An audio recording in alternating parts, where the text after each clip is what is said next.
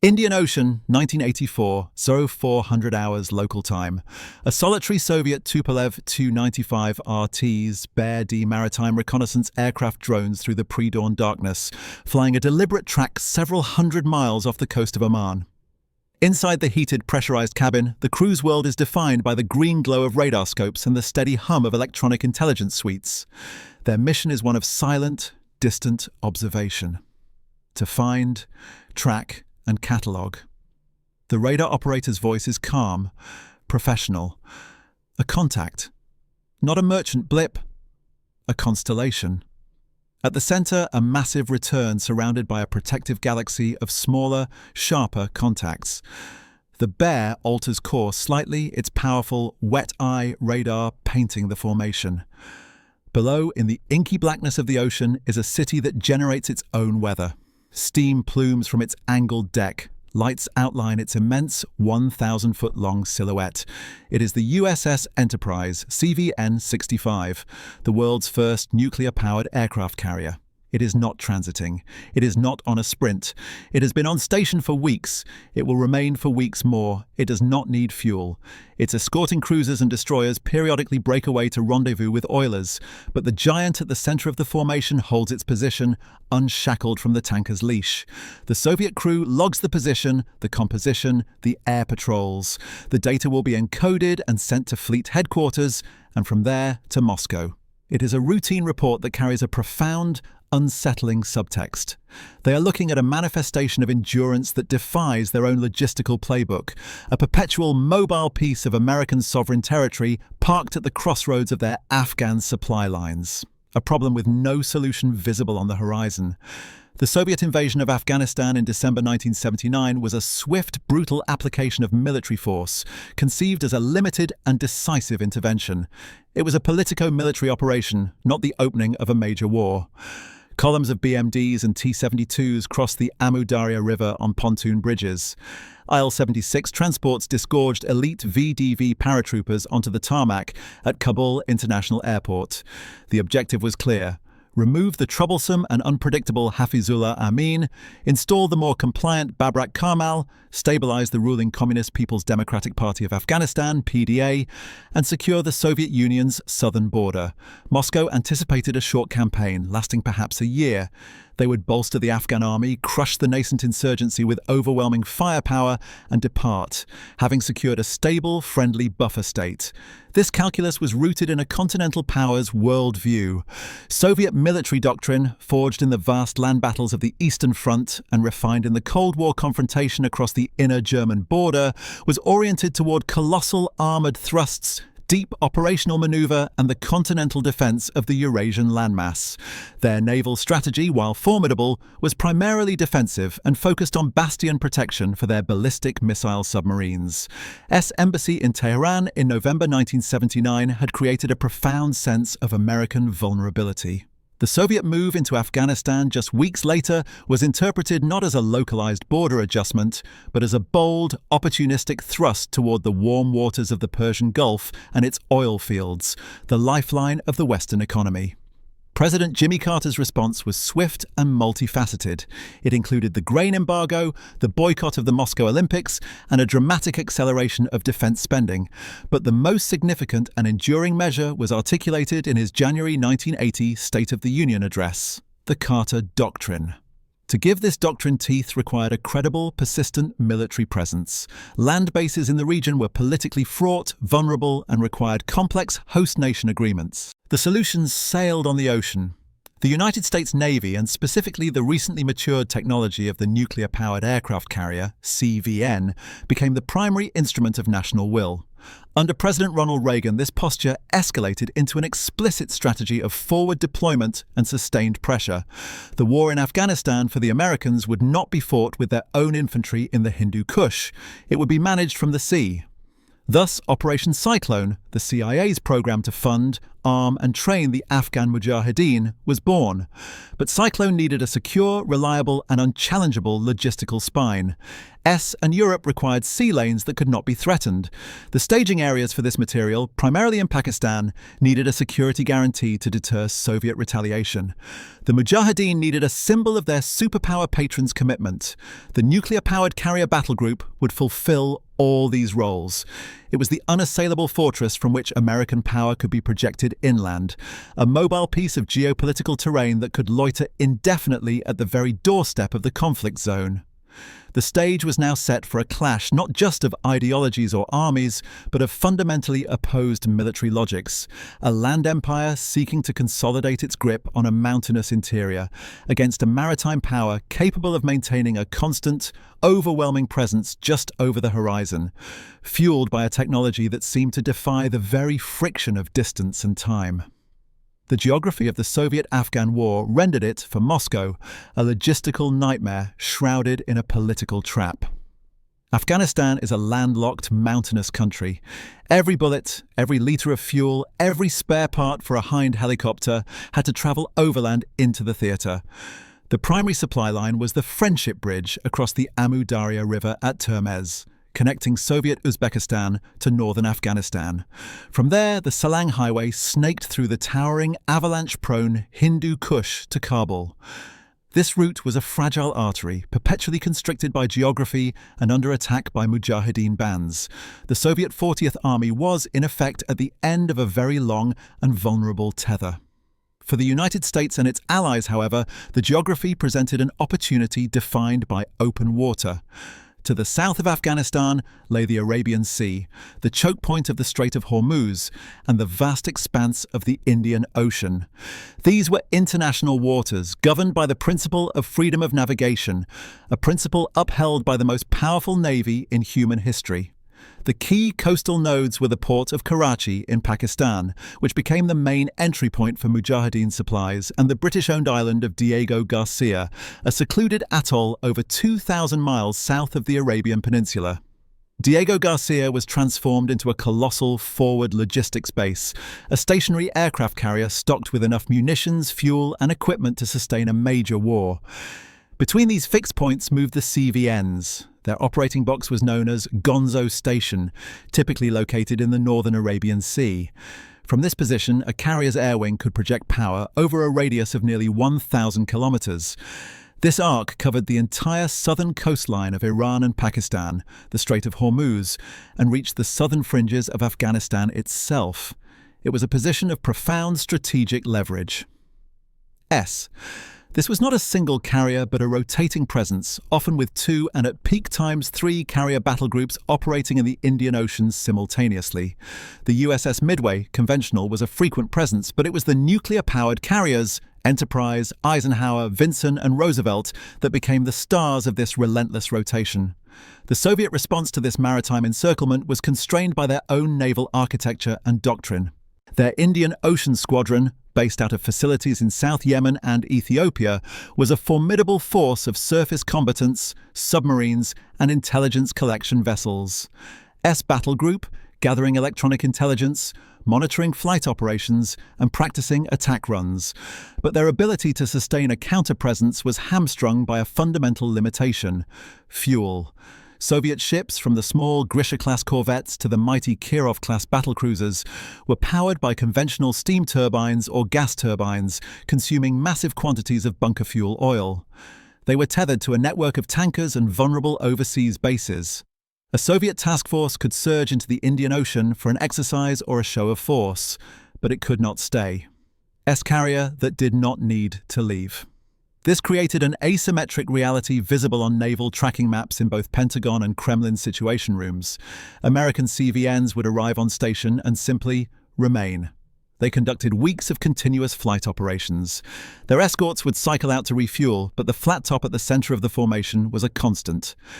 Meanwhile, Soviet ships would appear, monitor, and then, inevitably, disappear to the west to refuel at Aden, or to the north to return to their Pacific or Northern Fleet bases. The message was not lost on Soviet naval analysts. They were witnessing a demonstration of a qualitative advantage that went beyond mere numbers of aircraft or missiles. It was an advantage born of reactor cores and enriched uranium, translating into a form of strategic patience that their own fleet could not match. The war for Afghanistan would be decided in the mountains, but its strategic context was being dictated by the enduring nuclear-powered sentinels stationed in the sea to the south. This sets the geopolitical and logistical chessboard. To understand the shock that permeated Soviet strategic calculations, one must first grasp the fundamental leap in capability represented by the nuclear-powered aircraft carrier. It was not merely an incremental improvement over its conventional predecessors, it was a transformation of the very nature of naval warfare and presence. The difference began below decks in the reactor compartments. A conventional carrier like the USS Midway, operating alongside the CVNs in the Indian Ocean, was powered by steam turbines fed by boilers burning Navy standard fuel oil. This gave it a range of approximately 12,000 nautical miles at 20 knots before requiring replenishment, a significant figure, but one that dictated a relentless logistical dance. Every 3 to 5 days, the carrier and its escorts would have to break off operations to rendezvous with a fleet oiler, a vulnerable and time-consuming process that took it off station and consumed hours of delicate ship handling.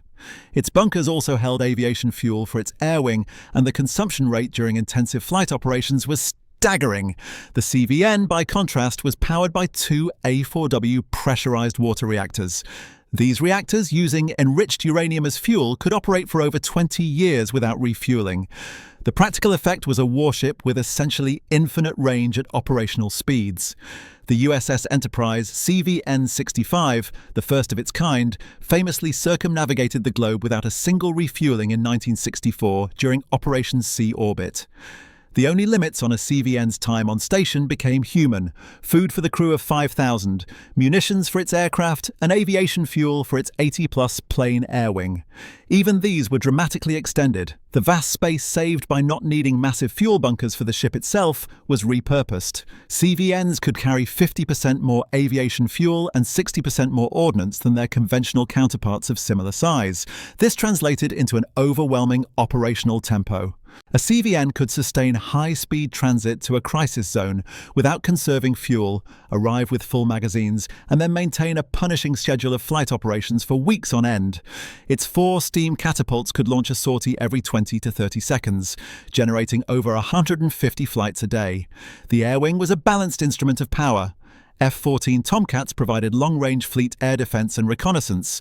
A-6E Intruders and later F-A-18 Hornets delivered deep strike and close air support capability.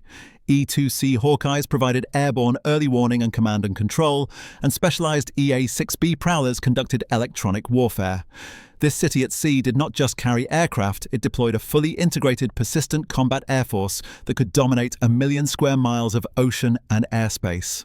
For Soviet observers tracking the Enterprise or the Eisenhower on Gonzo Station, the data was irrefutable and demoralizing. Their own flagship carrier, the Kiev, commissioned in 1975, was a hybrid design. It carried a powerful armament of anti-ship missiles and guns, but its air group was limited to short-range, vertical SAS short takeoff and landing, V-Estel, Yak-38 Forger fighters and helicopters. It lacked catapults, arresting gear, and the deck space for a large, fixed-wing air wing. Most critically, it was conventionally powered. Its operational radius was constrained, and it required the same vulnerable tanker support its American rivals had rendered optional. The Soviet Navy was building true catapult-equipped supercarriers, the Kuznetsov class, but these too were conventionally powered. The Ulyanovsk class, designed to be nuclear-powered, would not be laid down until the late 1980s and would be cancelled by the collapse of the USSR. Thus, the CVN presented a paradox that Soviet military science struggled to solve. It was a target of immense value, yet one of extraordinary resilience and mobility, protected by concentric rings of Aegis-equipped escorts and combat air patrols. It could launch strikes from over the horizon, yet it never needed to close the coast or reveal a fixed location for a return to port. It represented a concentration of power that their own doctrine warned against, yet it was immune to the logistical attrition that was the historical bane of all armies and navies. It was, in essence, a permanent fact. And in the context of the Afghan war, this floating fact guaranteed that the pipeline of resistance flowing into the Hindu Kush would remain open, no matter how many MiG-23s they scrambled from airfields in Turkmenistan. This technological asymmetry created a specific form of strategic pressure. The nuclear reactor's true power was not measured in shaft horsepower alone, but in the strategic patience it purchased. Navy termed forward presence or persistent presence, which during the Afghan war evolved from a concept into an unyielding, tangible reality. This was not about fleeting shows of force. It was about the psychological and operational weight of a permanent fixture on the geopolitical landscape. It was a poised fist that never had to relax. Its air wing conducted round-the-clock operations, but these missions were multifaceted. Combat air patrols, KAAPs, guarded the battle group. Reconnaissance flights, often by F-14s equipped with the TARPs, Tactical Air Reconnaissance Pod System, monitored Soviet naval movements, Iranian military activity, and even peered north to observe traffic on Afghan airfields. Electronic intelligence aircraft gathered signals from the entire region, while the Soviet forces operated in a comparative fog. This presence sent unambiguous signals to every capital in the region. To Islamabad, it was a visible, ironclad security guarantee. The massive nuclear-powered symbol of American commitment sitting off Karachi made the consequences of a potential Soviet strike against Pakistani territory catastrophically clear. It gave the Pakistani Inter-Services Intelligence, ISI, the confidence to manage the massive logistics pipeline from the port to the Khyber Pass. To Tehran, locked in its war with Iraq, the carriers were a reminder of a distant, overwhelming power that could intervene at a moment's notice. To the Gulf sheikdoms, they were guardians of the oil lanes. And to Moscow, they were an ever-present reminder of American reach and resolve. A reminder that for every Soviet action in Afghanistan, there was an American counter, not in the mountains, but in the maritime domain they could not contest. The operational rhythm of the battle groups embodied this permanence. Navy implemented a swing strategy, as one carrier group, after 6 to 7 months on station, would finally depart for homeport, its crew and air wing exhausted, but its reactors still brimming with energy. Another would already be arriving from the Pacific or the Mediterranean to take its designated coordinate box. There were no gaps. Soviet satellite imagery and electronic intelligence would note the departure of the Eisenhower, only to confirm the arrival of the Carl Vinson 48 hours later. The flag changed, the hull numbers differed, but the capability, the relentless, silent pressure, remained constant. It was a relay race where the Baton was a 100,000-ton warship, and the race had no finish line. This persistence directly empowered Operation Cyclone. The secure sea lanes guaranteed by the battle groups allowed a predictable, massive flow of material. But the carrier's role was more direct than just lane security. Their airborne early warning aircraft could monitor air traffic across Pakistan and the Gulf, providing assurance against unexpected aerial threats. Their powerful communications suites served as a secure node in the global network coordinating the war effort. aircraft carriers, a fact understood completely by their Soviet shadows. For the Soviet Northern Fleet, or Pacific Fleet Command, planning a naval exercise was a major logistical undertaking, coordinating tankers, supply ships, and port visits. Navy, maintaining a carrier on Gonzo Station was simply the steady state, the default condition of global power. The Soviet command watched this display of effortless endurance with a mixture of professional admiration and deepening concern. They were witnessing a form of military power that operated on a different economic and temporal scale. Their own campaign in Afghanistan was a grinding war of attrition against time and supply lines. The American instruments supporting their enemy seemed to have transcended both. This unblinking maritime stare forced the Soviet command to view the war through a new lens. Carrier presence generated a specific, cold type of anxiety. It was not the acute fear of imminent attack, but the grinding strain of a permanent, insoluble strategic dilemma. For the planners of the 40th Army's campaigns, the war was a map of Afghanistan's provinces, roads, and mountain passes. For the naval apparatchiks and strategic analysts, the war was also a map of the Indian Ocean, dotted with symbols representing a threat they were institutionally ill-equipped to neutralize. Daily intelligence summaries compiled from satellite passes, Tu-95RTs, bare overflights, and reports from shadowing tattletale ships like the intelligence collection vessel SSV-516 painted a consistent and frustrating picture. The summaries would detail: CVN-70 USS Carl Vinson remained on Gonzo Station, coordinates 22-65 DGE, conducted 142 flight operations in 24-hour period. Air wing composition includes 2 squadrons of F-14, 2 of A-6E, escorted by Ticonderoga-class cruiser and 3 Arleigh Burke-class destroyers. The subtext was always clear. The American nucleus was stable and limitless. Our forces are mobile but finite. The Soviet military mind was engineered to solve problems through mass, maneuver, and firepower. But how does one apply mass to a target that never holds still, that operates in international waters, and whose destruction would risk global thermonuclear war? How does one maneuver against a force whose endurance dwarfs your own? Tactical solutions existed on paper. Long-range aviation Tu-22M backfire bombers, armed with massive Kh-22 Kitchen anti-ship missiles, could be staged from bases in the Caucasus or Siberia for saturation attacks. Oscar-class cruise missile submarines could attempt to penetrate the escort screen. But these were complex, one-time strike options, grand, hazardous operations with a high probability of catastrophic escalation. They were weapons of desperation, not tools for managing a chronic strategic condition. The more profound realization, which dawned gradually throughout the early 1980s, was that the CVNs had altered the very geometry of the conflict. Historically, a land power fighting in a contiguous region could secure its flanks and focus inward. The Soviet Union in Afghanistan found it had no secure maritime flank. The southern approach to the theatre was not a neutral space. It was an avenue of control entirely dominated by their adversary. This rendered the concept of interdicting the enemy's supply lines geographically impossible.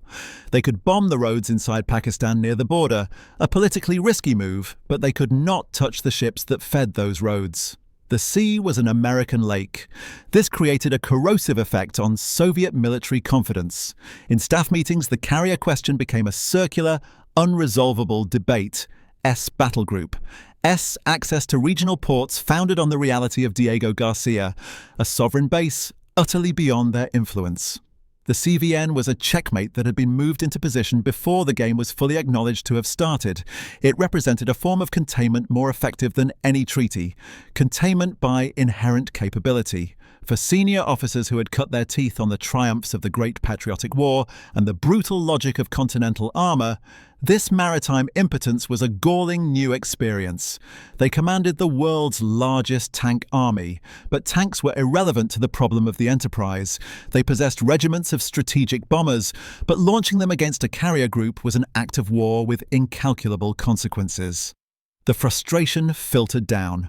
Pilots of the Soviet Indian Ocean Squadron's reconnaissance aircraft, who would periodically buzz the carriers at low altitude for dramatic photographs, understood they were capturing images of a supremacy they could not challenge. The captains of their shadowing destroyers knew their ships would run low on fuel and have to turn away long before the American Leviathan even contemplated such a need. The psychological impact was one of strategic confinement. The Soviet Union was fighting a limited war on land, but its superpower opponent was applying unlimited pressure from the sea. Every Hind helicopter shot down by a Stinger, every convoy ambushed in the Panjshir Valley could be traced back through the logistical chain to the security provided by those implacable nuclear-powered sentinels steaming in the warm waters to the south. The war was not being lost solely in the Hindu Kush, it was being suffocated from the Indian Ocean. This institutional frustration had a direct, tangible impact on the ground war. The connection between the nuclear-powered city at sea and the mud-brick villages of the Hindu Kush was not abstract. It was a direct causal chain of logistics, intelligence, and deterrence that formed the lifeline of the Afghan resistance. The CVN's role was not to drop bombs on Soviet positions, its aircraft never entered Afghan airspace, but to create the immutable conditions that allowed the Mujahideen's war to be sustained and escalated. Millions of tons of war material, from Egyptian and Chinese small arms to British blowpipe missiles and, decisively, American Stinger manpads, flowed from global ports onto merchant ships, S Navy. Their route into the port of Karachi was, for all practical purposes, a protected corridor. Soviet naval forces, despite their presence, could not interfere with this traffic without initiating a direct naval clash they knew they would lose. The CVN battle groups ensured that the rules of this indirect conflict were set by the United States: warfare by proxy on land, absolute freedom of navigation at sea. Beyond mere presence, the carriers provided critical, real-time intelligence that shaped the ground war. Their E-2C Hawkeye aircraft, with their distinctive rotating radomes, maintained a constant vigil over the air and sea space. They could track Soviet reconnaissance flights, monitor air traffic from Afghan airfields, and even, through advanced signals intelligence, piece together patterns of Soviet ground communications. This intelligence was fused with data from satellites and other sources at Central Command and CIA facilities, then channeled to the ISI in Pakistan. The Mujahideen did not receive raw satellite photos, but they received actionable information: convoy schedules, helicopter flight patterns, the temporary locations of headquarters units. A Stinger team's ambush of a Mi-24 Hind near Jalalabad in 1986 was not a random act of bravery. It was the endpoint of an intelligence chain that began with a radar track picked up by an aircraft flying from a nuclear-powered platform hundreds of miles away. The carriers also served as the ultimate strategic deterrent against Soviet escalation beyond Afghanistan's borders. The Soviet High Command repeatedly contemplated and at times seriously planned punitive strikes against the Mujahideen sanctuary camps inside Pakistan. Such cross-border raids, or even a limited invasion to sever the Khyber Pass, were militarily feasible, but they were politically and strategically untenable because of the American naval presence. A major Soviet incursion into Pakistan would have been viewed as a catastrophic regional escalation. S response would not have been limited to diplomatic protests. The CVNs on Gonzo Station represented a ready-made, overwhelming conventional fist.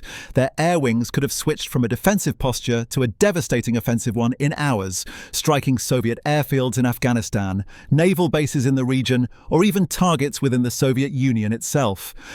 This was the unspoken guarantee. It boxed the 40th Army into a strictly Afghan battlefield, forcing them to fight the war on the most disadvantageous terms, chasing guerrillas in their own mountainous backyard, while their enemy's support base remained inviolate just across an imaginary line. On a human level, the symbolism was potent. For the Mujahideen commanders receiving crates of new weapons, the knowledge that they were backed by a power that could park invincible fortresses off the coast was a profound morale booster. For the Soviet soldier, the opposite was true. The rumor that the Americans were directly helping the bandits was one thing.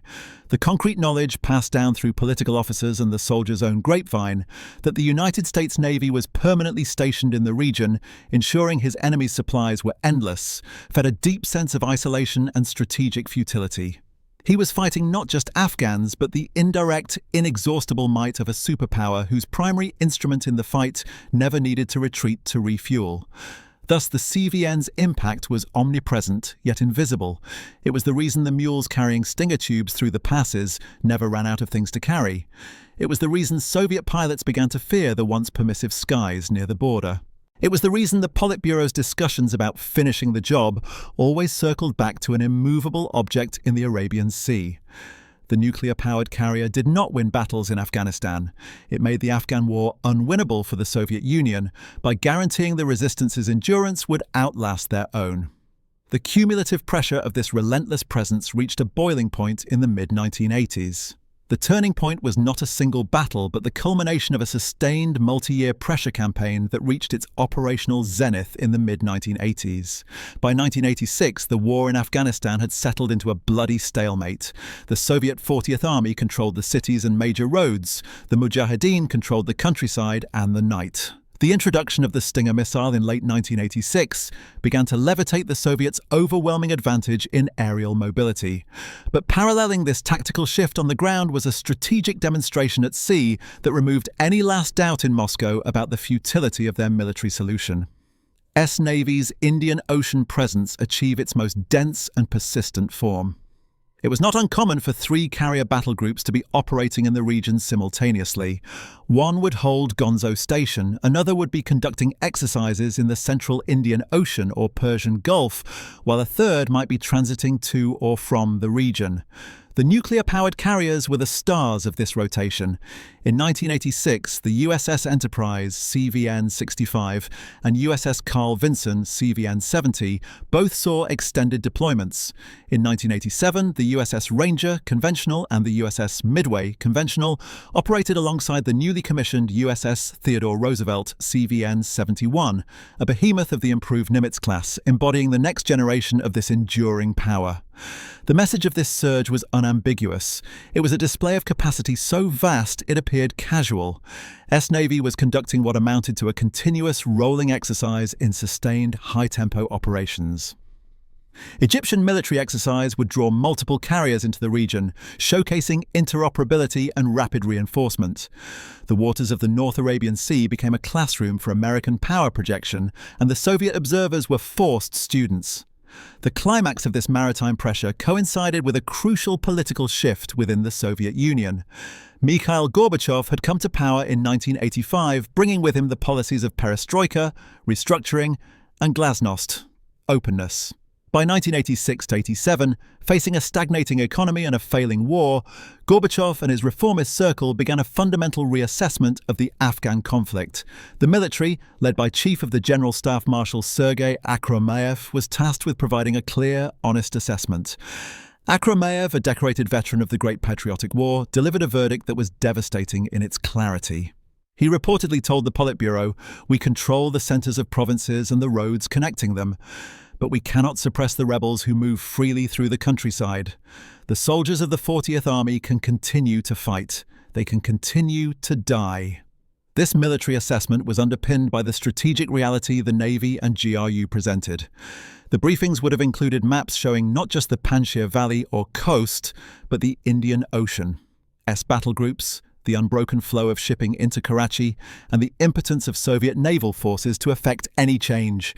The analyst would have highlighted a critical metric: station time.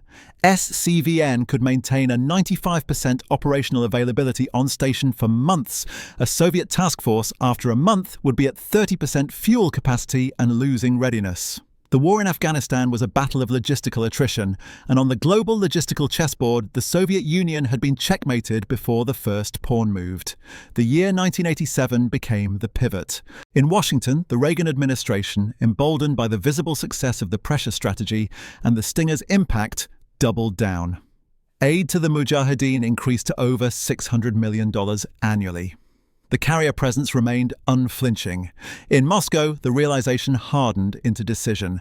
At a Politburo meeting in November 1987, the path to withdrawal was formally charted. The military was instructed to plan for a phased, dignified exit. The bleeding wound, as Gorbachev called it, would be cauterized. The decision was a political one, born of economic necessity and a new ideology. But it was made possible by a military reality. The Soviet armed forces, for all their might, could not secure a victory in Afghanistan so long as the United States Navy guaranteed the resistance an endless supply of will and weaponry. The carriers had made the cost of continuation, strategically, economically, and morally, unbearable. The decision to withdraw set in motion a final tense phase where the spectre of direct confrontation loomed largest. Carrier battle groups. If anything, their presence became even more critical, and their endurance was put to its final, definitive test. This was the most dangerous phase of the war.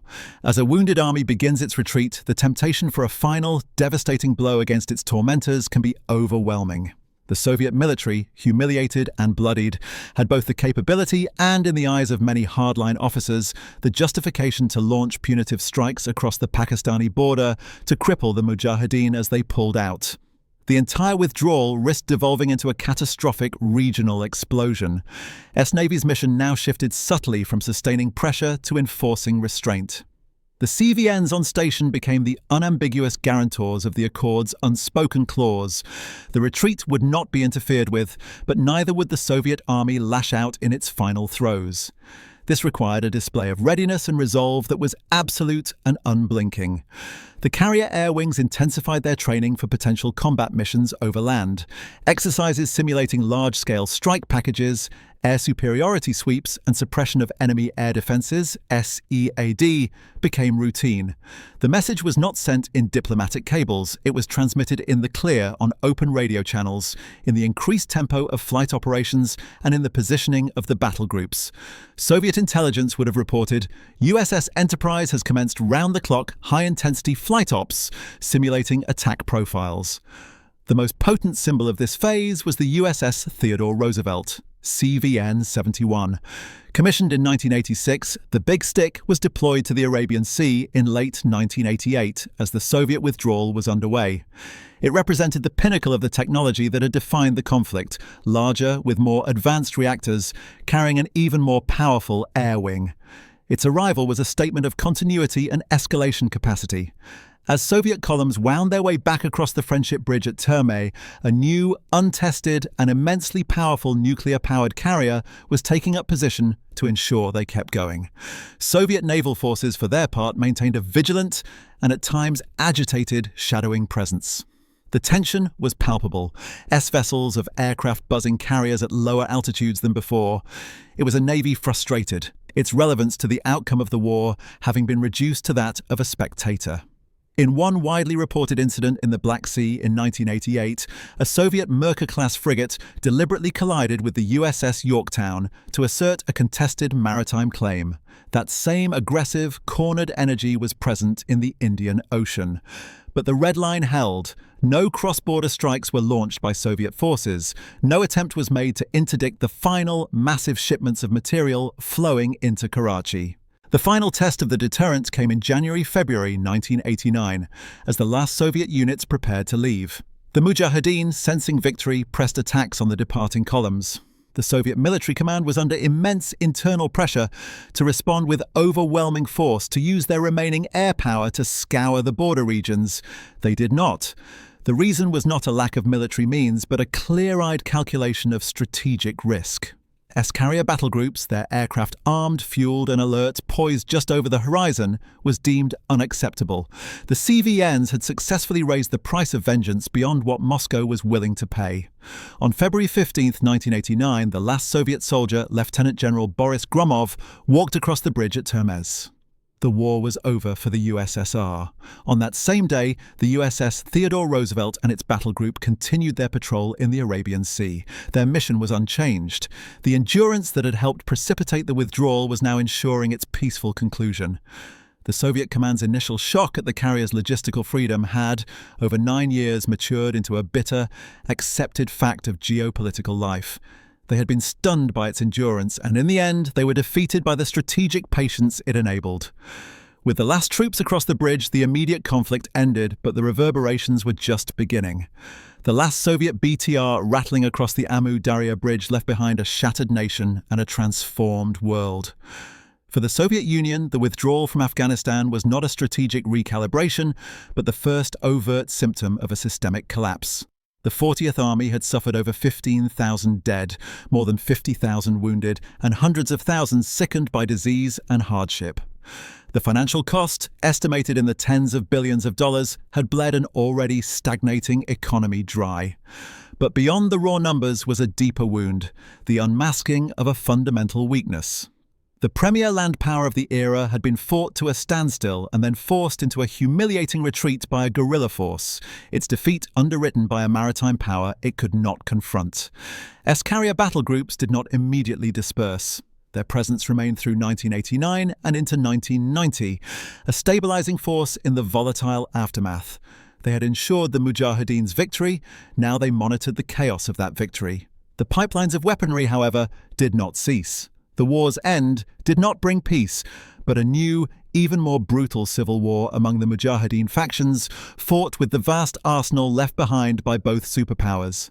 The CVNs, having played a central role in one conflict, now observed the bitter fruits of their success from a distance, their strategic focus already shifting to a new crisis: Saddam Hussein's Iraq and the looming Gulf War. For the Soviet military, the autopsy of the Afghan war was a painful and divisive process. The reports filed by the General Staff were blistering in their criticism of tactical failures, poor troop morale, and the ineptitude of the Afghan allies. But within closed-door sessions of the Naval High Command, another, more uncomfortable analysis took place. The war had revealed a catastrophic strategic asymmetry. Navy had executed a flawless demonstration of global power projection, sustaining a presence that required no host nation permission, incurred no combat losses, and faced no credible threat. The CVN had proven itself not just as a weapon of war, but as a weapon of political warfare and relentless strategic pressure. This lesson was etched into the keel of future Soviet and later Russian naval planning. The dream of a blue-water nuclear-powered carrier fleet capable of matching the Nimitz class died with the USSR. The Ulyanovsk, the planned nuclear supercarrier, was scrapped on the slipways in 1991. Its conventionally powered sister, the Kuznetsov, would become a symbol of arrested ambition.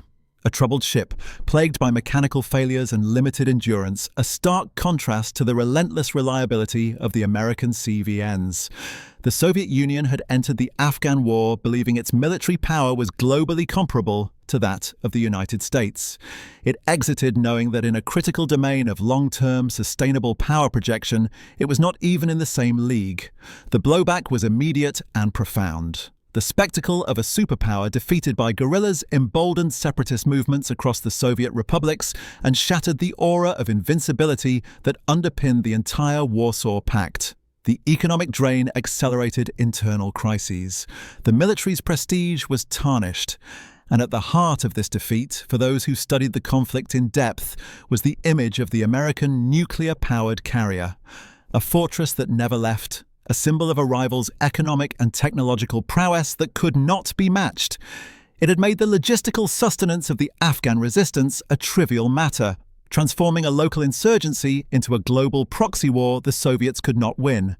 The war had been lost in the mountains of Afghanistan, but the campaign that ensured that loss had been won in the shipyards of Newport News and on the endless fuel lines of the Indian Ocean.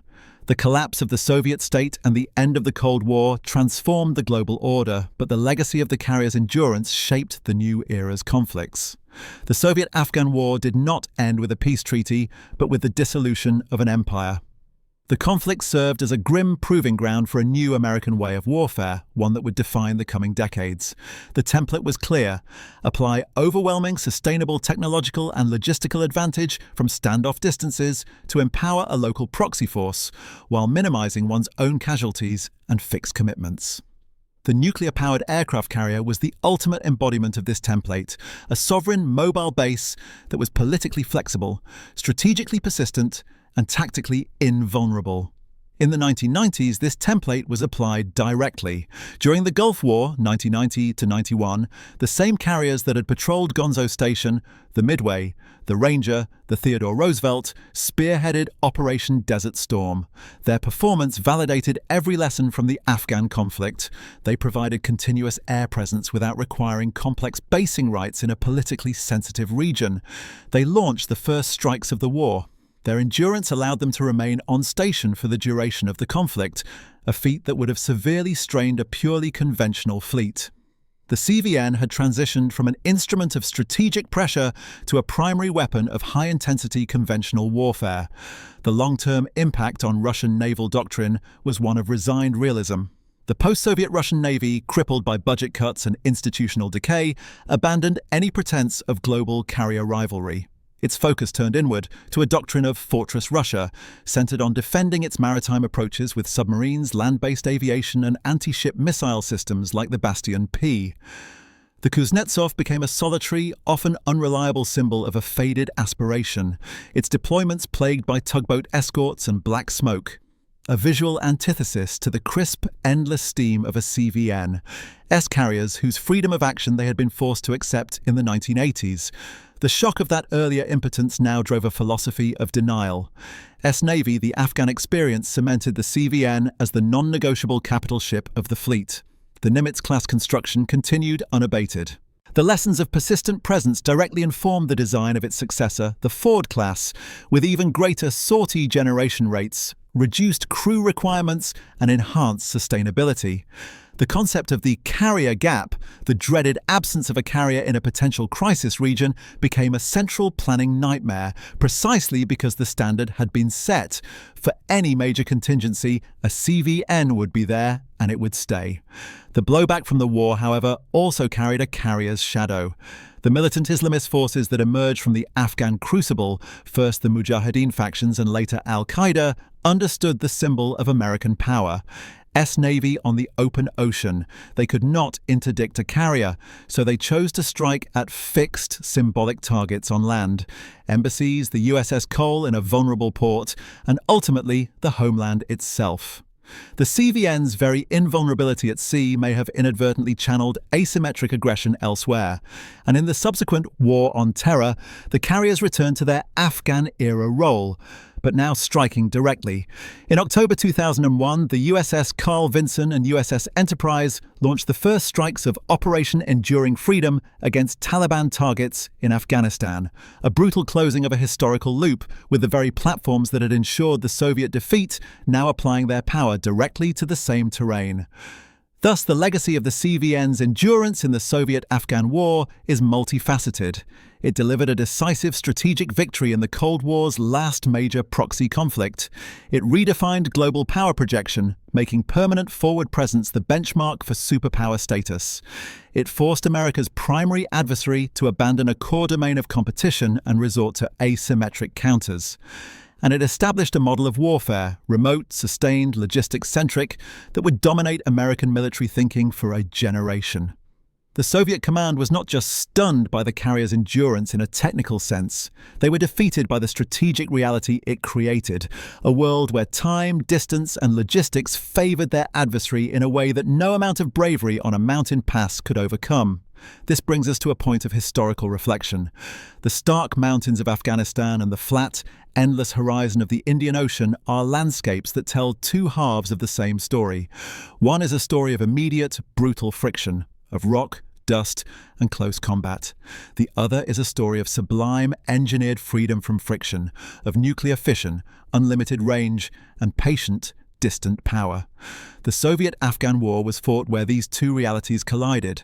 The nuclear-powered aircraft carrier represented more than a weapons system. It was the physical manifestation of a geopolitical axiom: that true strategic reach is measured not just in the destructive yield of warheads, but in the endurance of presence. It demonstrated that in the modern era, logistics is not merely a supporting function of strategy, it can be the strategy. By guaranteeing the inviolability of the global commons, the sea lanes, it made the sustenance of a global proxy war not just feasible, but routine.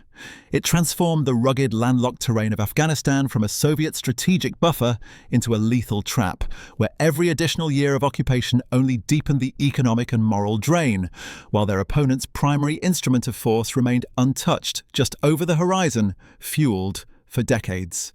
The shock that resonated through Soviet command centers was, at its core, a recognition of this new paradigm. They had mastered the calculus of continental warfare, where supply lines were measured in hundreds of kilometers and secured by mass.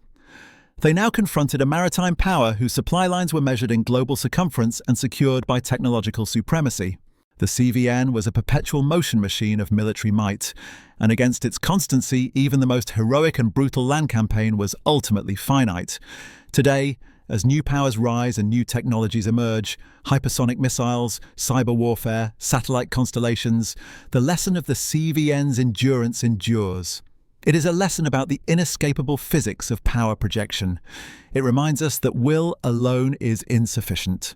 It must be married to a capacity for sustained, resilient presence. The silent, decade-long vigil of those carriers in the Arabian Sea taught a grim, unforgettable lesson, that in the long contest of wills between empires, the advantage goes not necessarily to the fiercest, but to the one who can remain the longest, who can turn the relentless passage of time into a weapon. In the mountains of Afghanistan, time was a guerrilla's ally, supplied and guaranteed by the reactors humming quietly in the steel hearts of ships 1,000 miles away. That was the stunning, decisive truth the Soviet High Command was finally forced to comprehend.